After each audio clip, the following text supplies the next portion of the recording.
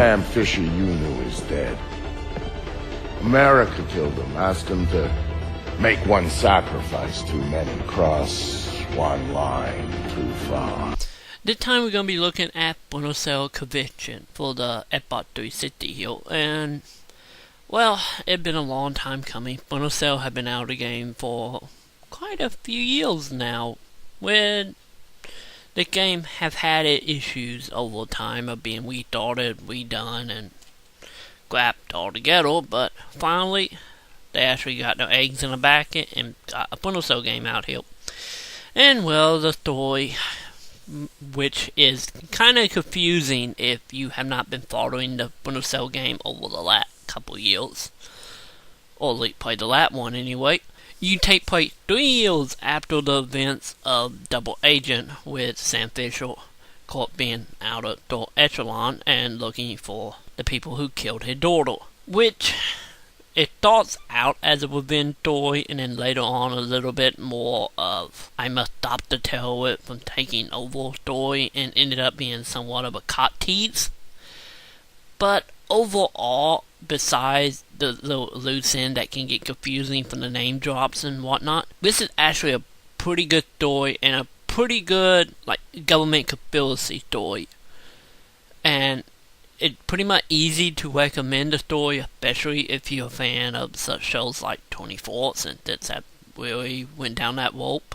If you did not think Double Agent did it enough. But the gameplay itself, it feels like Splinter Cell, but it doesn't. It's a lot more fast-paced this time, and that you actually feel more dangerous and not so weak now. But then again, in actual combat situation, you only can take a few hits before you drop. So it's a high regard that you actually do these levels stealthy and only fight when you more or less have to. And an occasion when that happens can be a little panicky and you will die anyway. But the good thing about it is you got now mark and execute, which Sam Fisher will pretty much pick off whoever you mark. They could be abused, but the way they handle it is you have to do a stealth kill to unlock this ability, and then gone till you do another stealth kill after you initiate it. So you don't depend on it too much. What you do depend on is the markers, since you can see them through walls, and if you mark people you can keep track of them if you can't do the mark and execute at that moment, which can become very useful in some scenarios. But pretty much the gameplay is you going from one room to the next, each room being pretty much like Batman Arkham Asylum, just another puzzle to figure out how to get rid of everyone and make it to your next checkpoint. Which this is not bad, but it is a lot of trial and error involved here. So bet some fluctuations at certain points, mainly going into Store Echelon, got kind of hectic for me personally. The other thing they have added is now you have the ability to upgrade weapon by the in-game achievement system, which is quite clever, because I have always had a logic you should use your achievement point to unlock stuff. That one you play good. You play Returns, of course, and that for everyone who's seen it in other games by that company. Overall, the game puts a lot of replay value. I can't really comment on the multiplayer, mainly because at the moment I did not have anyone to do co-op with. But from what I did get having two controllers set up, it pretty much the co-op take place, I think about 10 days before the events of Conviction.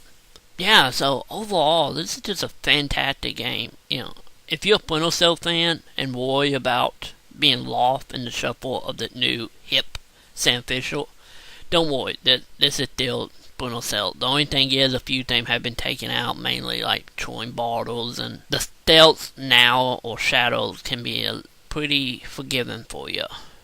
It's very easy to take out enemy because the AI is not exactly the best, so you can be standing in front of them most of the time and take them out, which end up giving you more and execute and make the game a little bit easier.